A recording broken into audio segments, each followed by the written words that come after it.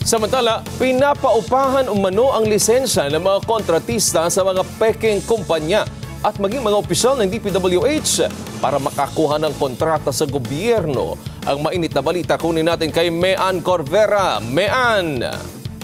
Ibinunyag ni Senator Erwin Tulfo ang umanay sa buwatan ng mga contractors at mga opisyal ng Department of Public Works and Highways para makakuha ng mga kontrata sa gobyerno. Ayon sa Senador, nakakuha siya ng impormasyon na ang lisensya ng mga kontratista ipinapaupa umano sa mga peking kumpanya at ilang DPWH officials. Mayroon ang tinatawag na in-house construction kung saan hihiramin o bibilhin ng DPWH ang lisensya ng isang kontratista at sila na ang gagawa ng proyekto o kay walang itatayong istruktura. Nihalimbawa ng Senador ang ginawa ng Wawaw Builders na wala naman anyang nagawang proyekto pero taon-taon na paglaanan ng pondo sa ilalim ng pambansang budget.